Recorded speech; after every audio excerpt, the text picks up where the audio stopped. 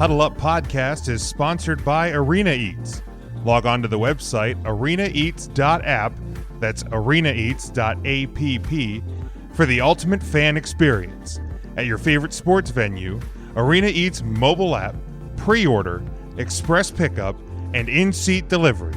How do you place your order?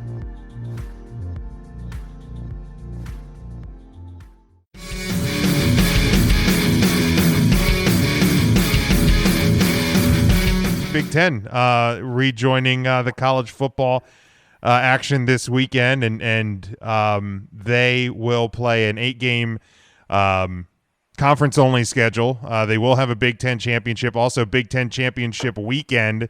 All the teams that do not make the Big Ten title game will play kind of a, like, I don't know if it's, I forget if it's like best worst. Or how they're going to do it, but the rest they will have each team will have a championship week game, I guess, to get that extra one in for practice sake and whatnot. But you look at the East Division: Indiana, Maryland, Michigan State, Ohio State, Penn State, and Rutgers. Of course, the West Division: Illinois, Iowa, Minnesota, Nebraska, Northwestern, Purdue, and Wisconsin. They will, as normal, be the East versus West in the championship game. Yeah, Tyler, I don't think you have to worry about Pierre McGuire replacing Doc Emmerich, because Pierre never does play-by-play. So you would look to a play-by-play guy. Eddie O is color as well. So I don't think you have any worry there about Pierre replacing Doc. So you can rest easy tonight, Tyler. So the question I put out there, pretty much was simply, as the Big Ten gets underway this weekend, who do you think will win the Big Ten championship, and who will play for the Big Ten championship? And we can dive into it here. For me, I at this point, and this is obviously going off of no games. We don't have any non-conference games or anything like that would give us any idea. Until somebody proves me otherwise, Ohio State is going to be the king of the king of the East Division, and really it's going to come down to Wisconsin and Minnesota in the West. And I'll give a shout out to my buddy Frank, because last year on this show he had predicted Minnesota was going to go undefeated. They fell one game short of that, which was pretty impressive in and of itself. So for my buddy Frank from college, I'll give the Minnesota Golden Gophers the victory in the West Division to take on Ohio State in the Big Ten title game, and Ohio State probably going to still win the Big Ten until I get proven otherwise. I've been burned too many other years picking other teams, so I'll go with the easy layup on this one, Sean. Yeah, I mean it's kind of one of those, when you look at who's going to come out of the other conference, the other half of the conference, I should say, is always just kind of the wild card pick there. I think to not take Ohio State would be pretty gutsy here. I mean, there's some other fun teams. I mean, obviously, back home where you guys are, Penn State's always a fun flair play, and you always have the kind of big three there. And beyond that, I don't see any reason to not take Ohio State. I guess if they're, in a short season, I mean, it's conference play though, so one loss, hurts you as much as any other year. I guess you're kind of playing within the conference anyway. So yeah, I'll take Ohio State. I don't really care who comes out of the other side. I don't see them being a massive threat to a Big Ten title. I don't see anyone on that side to really challenge whoever comes out of that. If it's Penn State or Michigan, Godspeed. But I see Ohio State pretty much just running away with the Big Ten the way it's set up. Sure, Matt. How about you? Yeah, I think Ohio State has the most talent, and I'm not just saying that because I would never pick Penn State or Michigan to win that. I think they truly are the best team coming out of there. I guess we'll see pretty early. Penn State, Ohio State is what, week 2 or something? Yeah, I think so. Week 2 or week 3, yeah. So we'll know pretty soon who's going to come out of the Big Ten, because I think that's probably going to be the deciding game for the East. In the West, we'll just give it to Minnesota just so that state has some form of football that they can cheer for, since the Vikings certainly aren't going to do that for them this season, with Kirk Cousins doing his thing already pretty early on in the season. So we'll go Ohio State, Minnesota, but again, I think we're all unanimous. We're unanimous there that it's got to be Ohio State coming out of the Big Ten, and I don't think it'll be close. Yeah, and and I think you hit it with Minnesota. I was going to kind of chime back in, and it's kind of interesting. For a long time, Wisconsin was kind of that go-to in the West. Kind of that dominant force, and they very well could be. I mean, if they find a way to get that running game going again and play defense with whatever fill-in players they have for the guys that left, they got a shot. And I think obviously Nebraska years ago was the pick, no longer out there in the Midwest. But Minnesota to me looks like, as far as the West goes, the cream of the crop. And if they get hot and maybe someone other than Ohio State sneaks in, who knows? But yeah, I'm glad to see we're unanimous pretty much on that. Yeah, we had a couple of Penn Staters on the comment on the Facebook page. One we are response, and then that sucks. Clever. Yeah. It stinks. And then Andrew said Penn State versus Wisconsin. Penn State takes the conference title. Although honestly, the de facto title game is week 2 between Penn State and Ohio State. Yeah, and you can't fault Penn Staters for having high hopes, but know that all too well. Yeah, exactly. And I mean, really, and I'm not just trying to crap on Penn State to crap on Penn State, even though it is a fun pastime of mine. But you're really, if you look back over the Penn State Ohio State rivalry, Penn State has had some upsets in that game at State College during the whiteout at night, and that's what this year was going to be. It was going to be that night game again. But you're taking out the majority of the impact of the Penn State fan base, because there's not going to be I haven't looked into whether or not like students and parents are allowed, but it's not going to be the 106,000 or whatever Beaver Stadium holds nowadays. It's not going to be the same as Penn State fans know it to be, and it's not going to have the same impact, I don't think. So really, that's the great equalizer for Ohio State, and unfortunately for Penn, I don't see how they're going to be able to pull that off. I really don't. Yeah, and you kind of got two forces working on the opposite side of the coin. I mean, if you're looking at the Penn State hope, like you said, in the scenario that we're in this year, when Ohio State in those games against Penn State, like you said, that fan base plays a lot of part into it.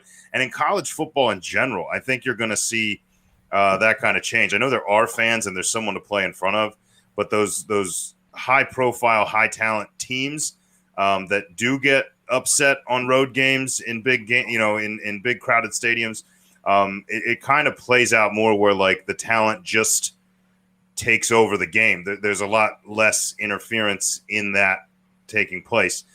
So, beyond a few bad bounces of a ball or somebody, running into I guess we'll call them a red hot Louisville team, that kind of scenario.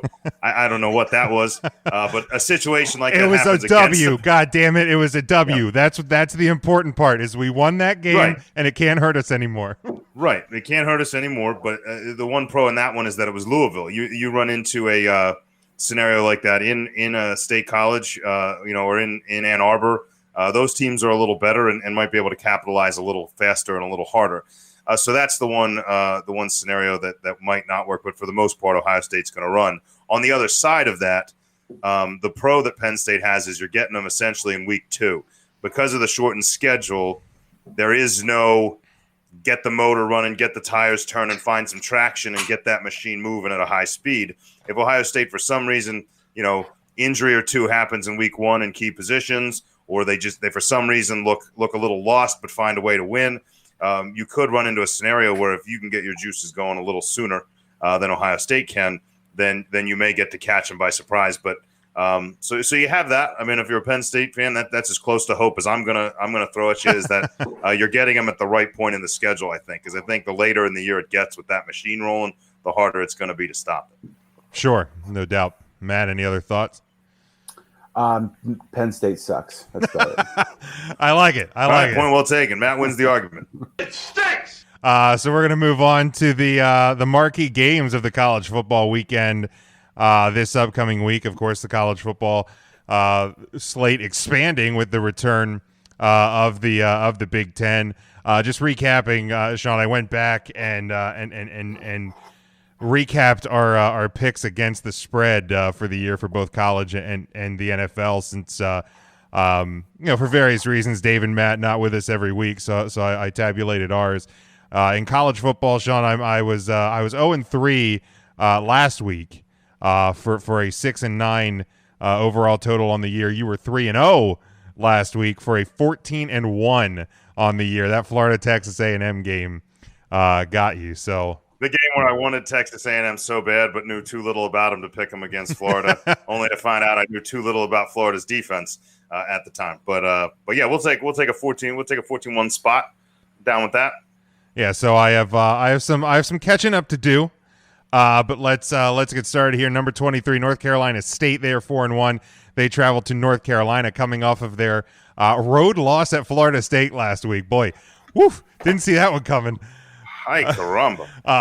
I mean, and that just shows you the week to week the college football game just can catch anyone off guard. But they are at number 14. They are a 16.5 point. Home favorite. 63 is the over-under. This one noon on ESPN. I'm taking North Carolina in a bounce-back spot. If they want any hope to get back in this ACC race, which, again, will probably continue to be Notre Dame and Clemson until proven otherwise. North Carolina can't afford another loss.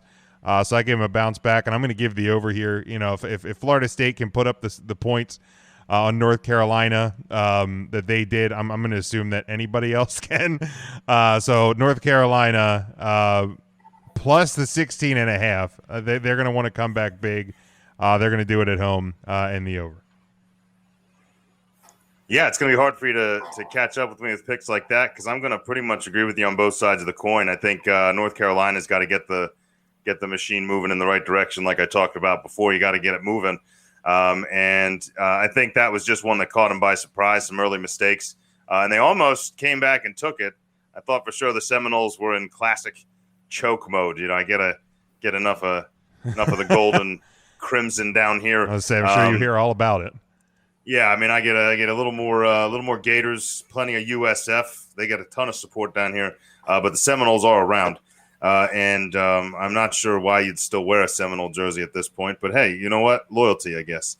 But either way, they bounce back. I think you're right. I think they cruise to this one. I was looking at NC State's kind of track record here, and they beat some okay teams. The trouble that they had is they gave up a lot of points doing it. You win a couple close ones with Pitt and with Wake Forest, which, by the way, if NC State was hoping to surprise Clemson at any point this year, Clemson, Wake Forest is still cleaning their wounds out, and Wake Forest they lost 45-42 to the Wolfpack earlier this year. So I would put the Wolfpack somewhere in there. I think UNC is just a higher class team. I'm also going to take the over with you.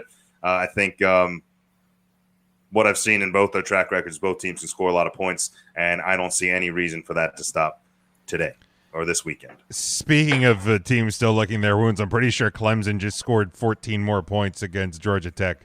Yeah, I thought I saw they were driving. Because that game at one point was 7-7, and it finished 73-7. It's unreal. Clemson's punter had more passing yards in that game than Georgia Tech's quarterback. Their actual team, yes. Absurd. Matt, UNC and NC State. I do think this will be a statement game for UNC. Definitely have to kind of prove themselves again now, so I definitely will take them minus the points. I don't know enough about NC State to say that they'll have the offense to keep up with UNC, so for that reason, I'm going to take the under. I see NC winning big, but probably like a 35-14 type deal. Nothing huge. And I could be wrong. NC State could be a gunning team. I just don't know enough to say that. I'll say no. I'll say they're not. I'd just like to throw it in there before we leave the ACC just now, and before this weekend starts, if I could request a preemptive moment of silence for Syracuse, we're going to just get it out of the way early because they have a very nasty road matchup against Clemson this weekend, coming in at 1-4. It's not. I mean, 73 was the total against Georgia Tech. I don't know if the scoreboard has enough digits on it for what's going to happen against Syracuse. I hope they installed another set of numbers, put that hundreds place up there. We might see a basketball score out of Clemson.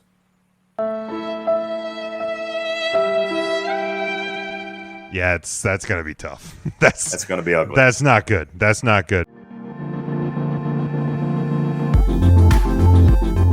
Huddle Up Podcast is sponsored by Arena Eats.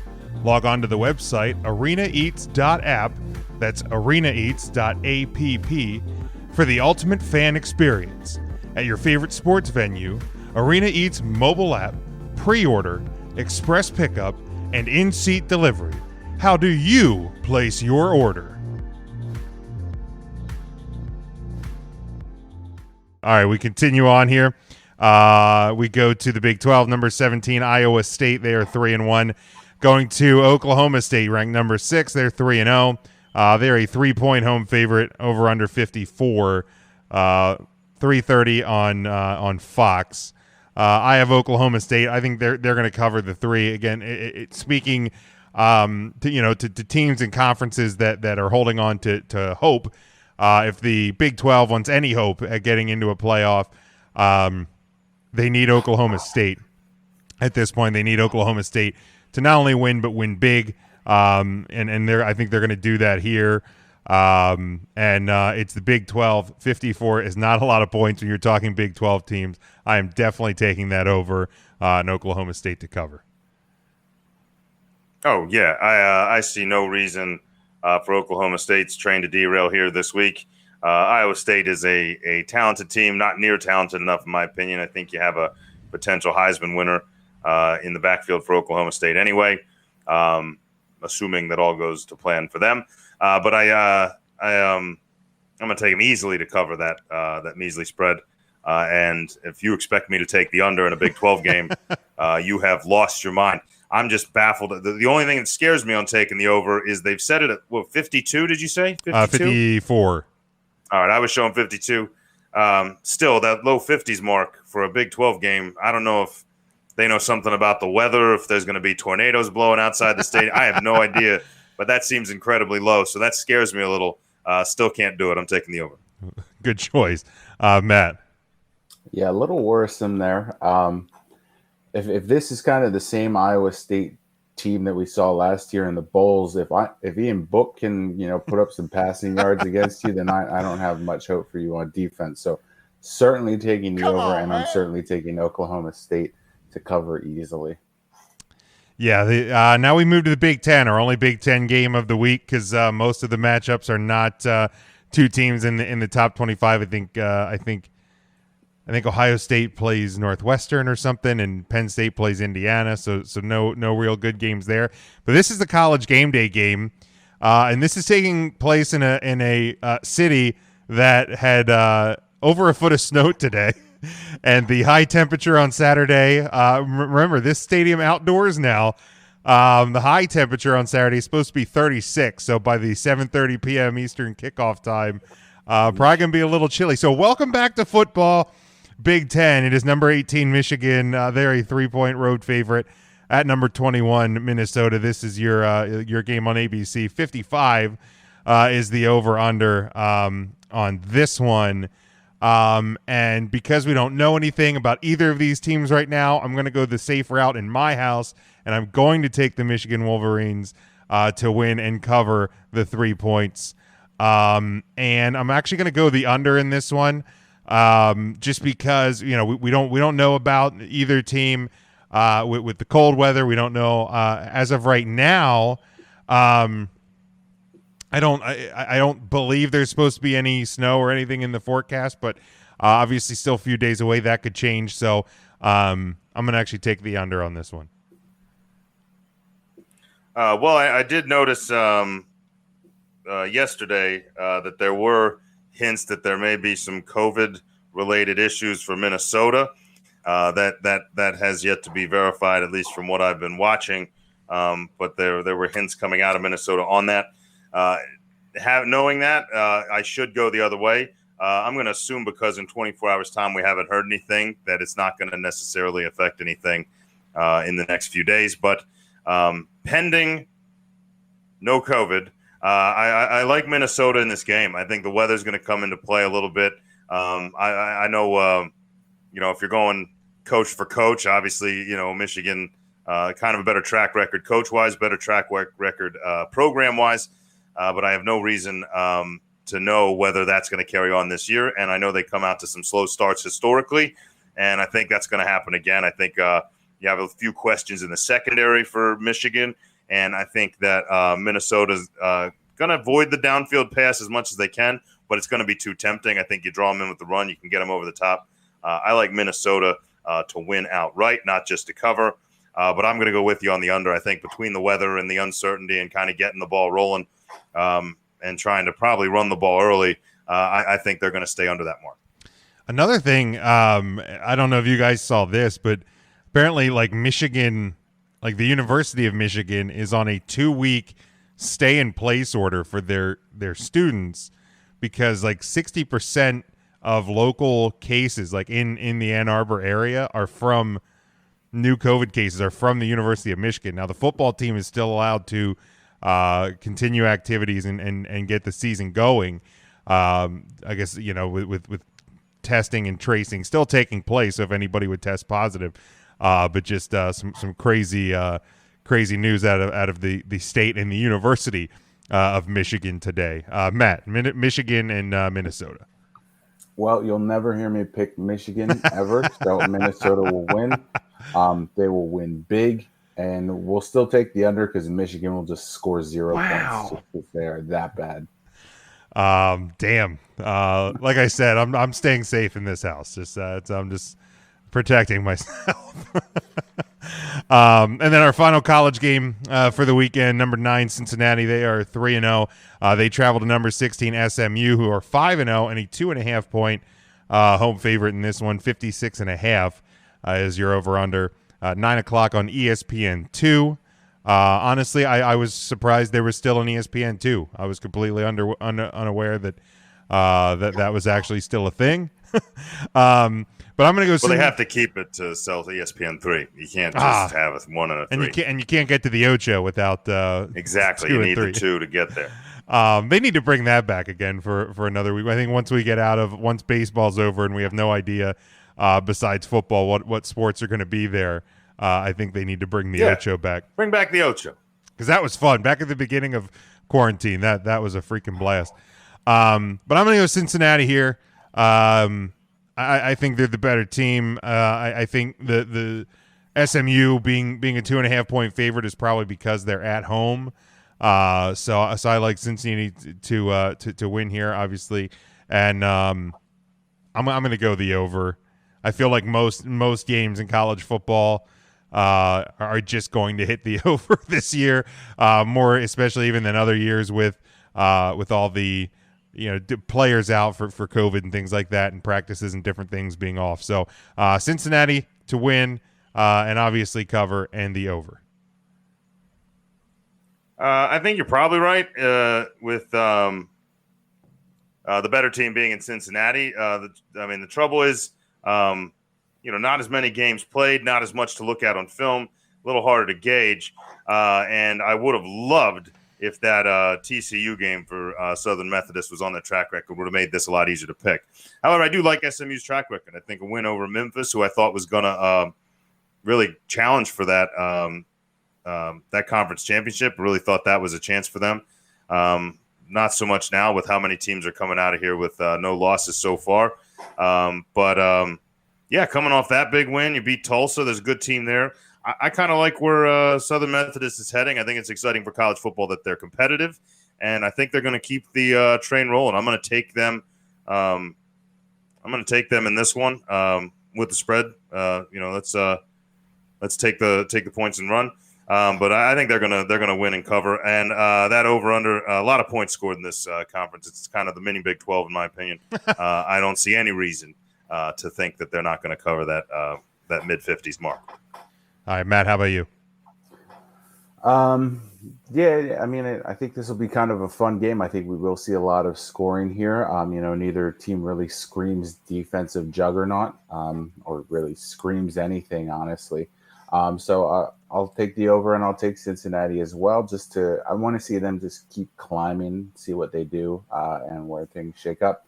Who knows? Potential bowl game for Notre Dame when we eventually get throttled by Clemson, and then lose to Wake Forest in the last week of the season, because that's something that we'll do.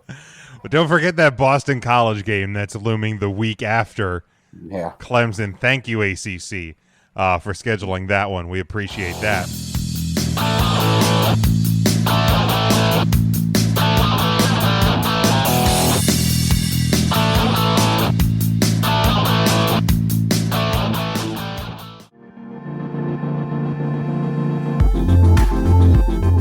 Huddle Up Podcast is sponsored by Arena Eats. Log on to the website arenaeats.app, that's arenaeats.app, for the ultimate fan experience.